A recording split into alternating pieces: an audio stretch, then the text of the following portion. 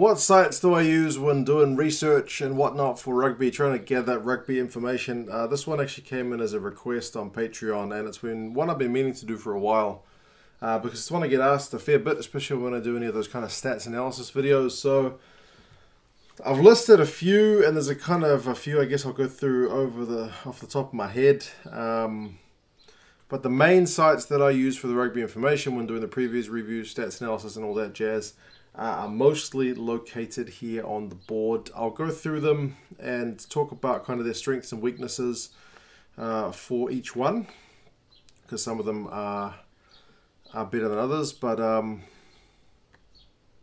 yeah, we'll get cracking. The first one I put on is ESPN. You may think ESPN for rugby, that's a bit weird. But nah, man, they've got a lot of content. A lot of it goes back really far historically. So if you want to see the stats of a match from several years ago, it's likely that it'll be on ESPN. Every now and again, they don't have all the information, like the Pacific Nations Cup matches. They may not have the full stats. Sometimes Barbarians games, they don't have the full stats. But for pretty much all the major competitions, they will have your stats. So one of the things that I'll see if I can put on the screen is just this for like the England against South Africa final. It's got the main kind of scoreboard there at the top, what the score was, who scored the points, what manner did those points come from, the match stats. So the main ones that I go over in the reviews and stuff is the run meters, the possession and territory. It does a little bit based on who had the better of it in first half, second half. It doesn't let you know tackles first half, second half, so you kind of have to get that at the time, otherwise you miss out on it. But yeah, the tackle stats, the line-out stats, I like it that it says, like, you know, the line-out percentage for England was 87%, so it was 7 out of 8. The kicking stats will be there somewhere, yes, 80% kicking success. So I think most of it's there. There's a few that are missing.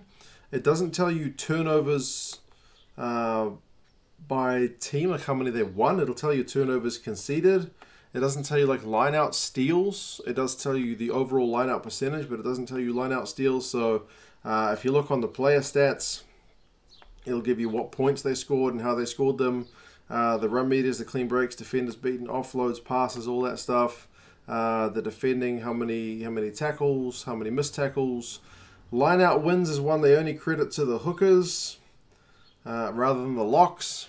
And turnovers conceded as generally knock-ons, plus discipline as any penalties and yellow cards, red cards. Doesn't tell you how many turnovers players won at the breakdown, doesn't tell you how many lineouts they won, but other than that, for the most part, it's pretty good. You do have to go to like I think it's the summary page to see knock-ons rather than in the match stats, which is a bit of an anomaly.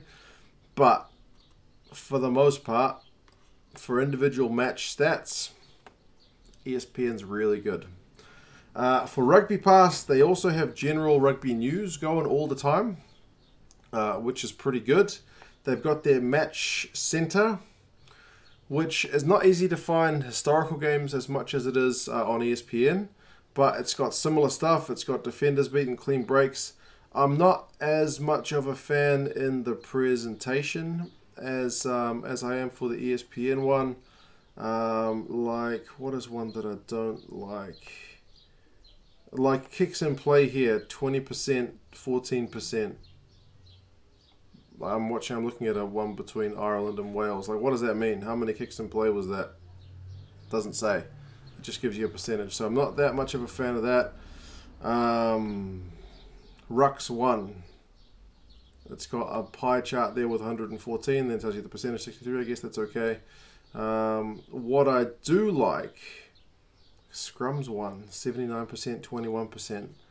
Doesn't tell you on whose feed, I guess. I don't know. It just seems some of that seems a bit awkward. What I do like is their player stats. A bit more comprehensive.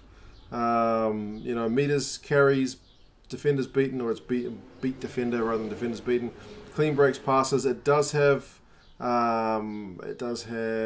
turnovers won, which is great, although it includes line-out steals in that, so it doesn't tell you breakdown turnovers won. But if you look at the set plays one, take line-out steals and subtract that number from turnover. So if you had 5 turnovers and 2 line-out steals, you know the other 3 were either in the breakdown or at the tackle or something like that. So really good. Really good in terms of individual stats. Occasionally a bit wrong. Like they have a totally different stats engine or company that they use than ESPN. Like they will often list really huge differences in the number of defenders beaten. Maybe they calculate defenders beaten from beats defender differently. Maybe like for Rugby Pass, you actually have to push through them rather than kind of Cheslin Colby step around them. I don't know. ESPN always has more defenders beaten.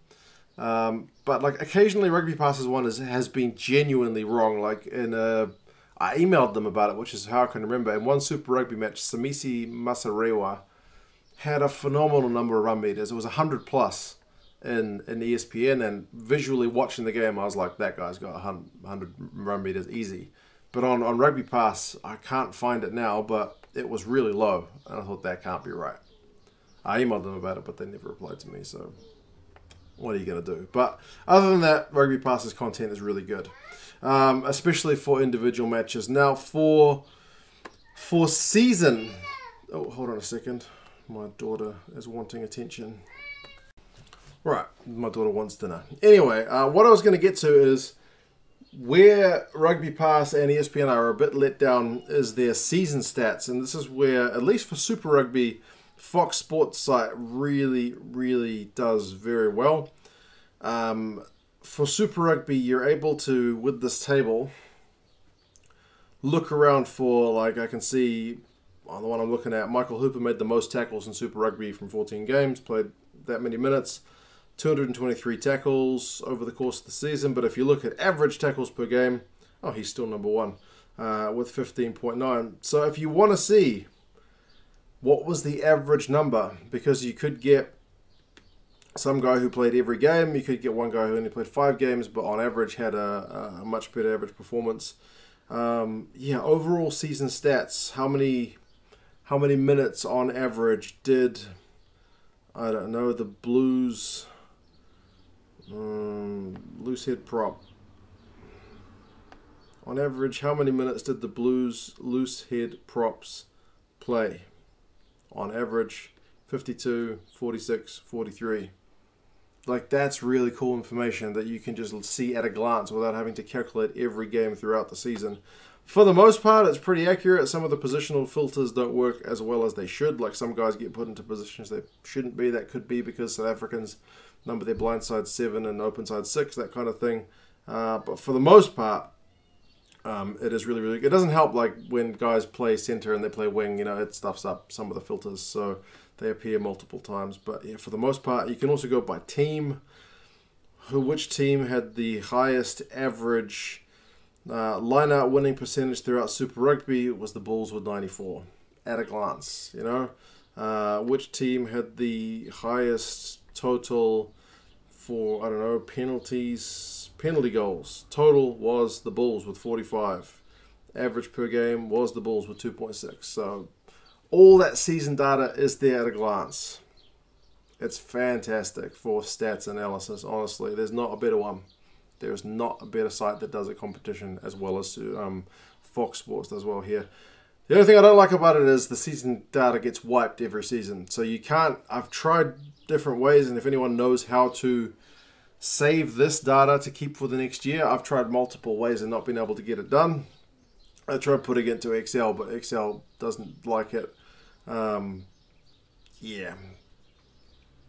Essentially, you lose the data every year, so it refreshes and there's no way to look back at historical data. But ultimately, that is the best site for season data. Their match stuff is okay, but for match stuff I prefer ESPN and Rugby Pass. But for season data, nobody does it as well as them.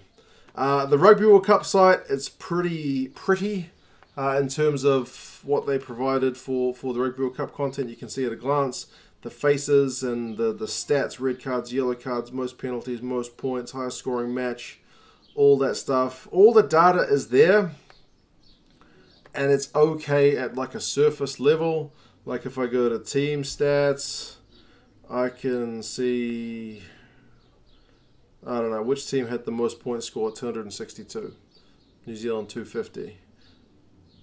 Do I want to see how many points South Africa scored on average per game? Well, I need to take the total and divide it by the number of games they played, because you can't filter that here.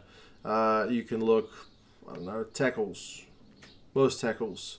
But of course, it's all the teams that, top 4 of the top teams that made the Final Four, because they played more games than everyone else. Uruguay's there, which is interesting. I would say on average tackles per game, they're probably pretty high. But you have to work that out yourself. That data is not available via the filters. Likewise, the player stats, points scored. Andre Pollard, number 1, 69. Adams, 35.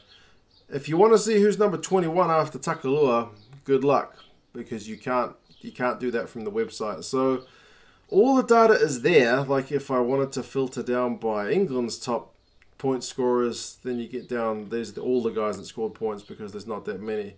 But, and if you drill into a particular player like Owen Farrell here, you can see all the data, which is really good. Their height, their weight, how many matches they played, how many World Cup matches they've ever played, points, total historical points, passes, offloads, defenders beaten. So all that data is there. It's just not easy to look at a broader scale. It's there for the individuals. It's there if you want to drill down into it. It's just not very good for that kind of sweeping stuff, which we saw on the Super Rugby site, to filter by the average of the minutes.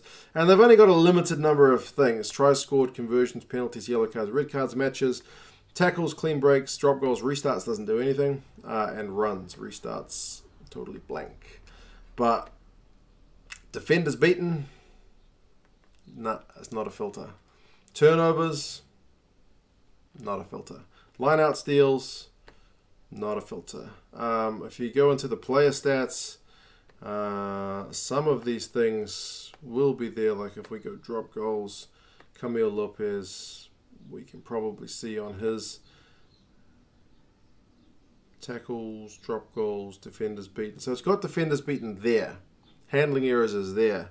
But all these are not available in those main filters. So it's not the best, but it's pretty. Six Nations, kind of similar. It's got the pretty version here, which is like total points. You can filter it down by these top guys, but again, if you want to see past that, it's not easy on this view, and the names aren't clickable like the Rugby World Cup one, where you can see all that players' numbers at a glance. But they've got all the key stats there: lineouts, defenders beaten, clean breaks, carries, penalties, passes. They do have the full breakdown, which is there. You can do it by player or by team, which is nice. It's better than the Rugby World Cup one.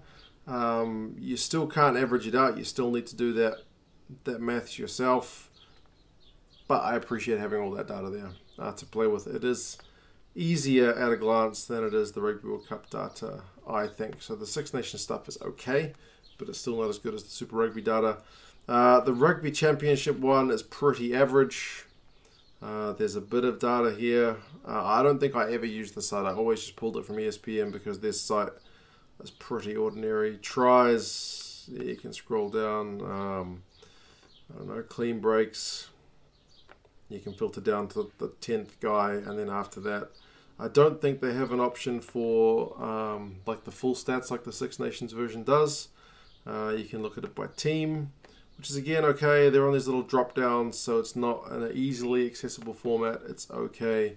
There's a bit of data there, but again, it's not all that useful. So I feel like if I was proactive, at least for the Rugby Championship, I'd probably, because not that many games with only 4 teams, I'd probably be getting the data from ESPN and putting it into Excel week by week, but I haven't done that as yet. But yeah, those are the main ones.